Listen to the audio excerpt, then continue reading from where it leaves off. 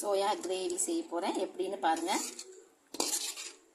எல்லோருக்கும் வணக்கம். இப்போ நான் சோயா கிரேவி செய்கிறேன். சப்பாத்திக்கு, சாதத்துக்கு, புரோட்டா எல்லாத்துக்குமே நம்ம சாப்பிட்லாம். நல்ல டேஸ்டான ஒரு சோயா கிரேவி செய்ய போகிறேன். இது நம்ம மஞ்சத்தூள், உப்பு போட்டு ஒரு அரை மணி நேரம் இல்லை ஒரு 20 நிமிஷம் அது ஊறட்டும். ஊறின பிறகு நம்ம அதை பிழிஞ்சு எடுத்துக்குவோம். கொஞ்சம் தேங்காய் எடுத்துக்கோங்க. உங்களுக்கு தேங்காய் வேணும்னா போட்டுக்கலாம், இல்லைன்னா ஸ்கிப் பண்ணிக்கலாம். முந்திரி போட்டுக்கோங்க. அதுக்கப்புறம் பட்டை, லவங்கம், ஏலக்காய் இதை போட்டுக்கோங்க. இதை எல்லாத்தையுமே நம்ம அரைச்சிக்குவோம். இதை நம்ம கிரைண்ட் பண்ணி நம்ம அரைச்சி வச்சுக்கலாம். நம்ம இந்த சோயாவை பிழிஞ்சு வச்ச சோயாவை நம்ம கொஞ்சமாக எண்ணெய் விட்டு, லைட்டாக எண்ணெய் விட்டு, ஒரு பிஞ்சு மஞ்சத்தூள் போட்டு, ஒரு பிஞ்சு உப்பு போட்டு நம்ம அதை வதக்கி எடுத்துக்குவோம். நம்ம இந்த மாதிரி வதக்கி செய்யறதுனால நம்மளுக்கு நல்ல ஒரு டேஸ்ட் கொடுக்கும். அந்த பச்சை வாசனை இருக்காது. சும்மா கொஞ்ச நேரம் அப்படி வதக்கி நம்ம எடுத்துக்கலாம்.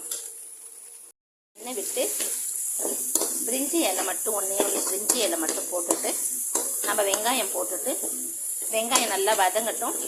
ஓரளவுக்கு வெங்காயம் வதங்கின பிறகு நம்ம இஞ்சி பூண்டு பேஸ்ட்டை போட்டு, இஞ்சி பூண்டு பேஸ்ட்டு வதங்கின பிறகு நம்ம மஞ்சத்தூள் போடுவோம்.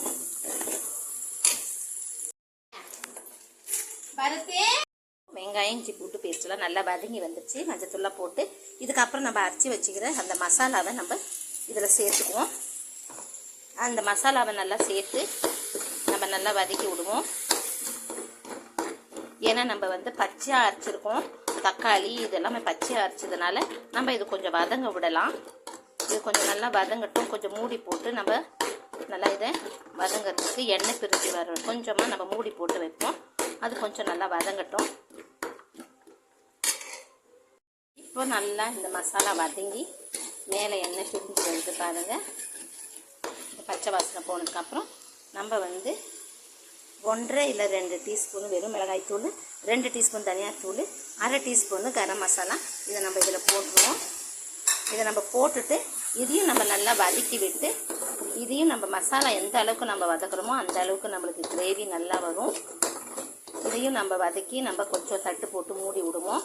எண்ணெய் நல்லா பிரிஞ்சு வர வரைக்கும் நம்ம இதை தட்டு போட்டு நம்ம மூடி விடலாம்.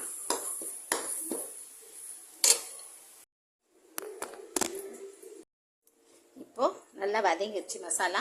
இப்போ நம்ம கொஞ்சம் தண்ணி விட்டுக்கணும். தண்ணியாக கொஞ்சம் தண்ணியாக வைங்க. ஏன்னா கிரேவி அது நம்மளுக்கு கட்டியாக வரும். நீங்கள் வைக்கும்போது கொஞ்சம் தண்ணியாக வச்சாதான். இப்போ இதில் கொஞ்சமாக நம்ம தண்ணி கொஞ்சம் தண்ணியாகவே போடுங்க. அப்போ தான் அது நல்லா கட்டியாக வந்துடும். இப்போ நம்ம தண்ணியை ஊற்றி ஒரு 2-3 நிமிஷம் நம்ம இதை கொதிக்க விட்டுக்கலாம். இப்போது நல்லா கொதிக்குது பாருங்கள், கட்டியாக வந்துடுச்சு. இந்த டைமில் நம்ம சோயாவை போட்டுடுவோம். நம்ம சோயாவை போட்டுட்டு ஏற்கனவே நம்ம உப்பு போட்டு வதக்கியிருக்கோம். அதனால் கம்மியாக உங்களுக்கு தேவையான அளவுக்கு சோயாவை போட்டுட்டு நம்ம இதில் உப்பு போட்டுக்கலாம்.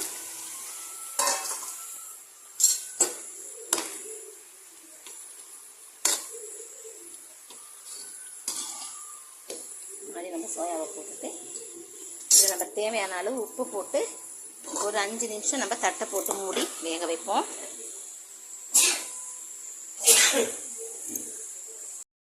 அவ்வளோதாங்க, நம்மளோட சோயா கிரேவி ரெடி ஆயிடுச்சு.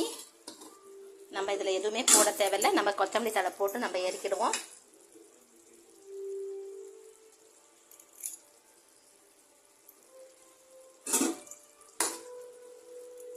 நம்ம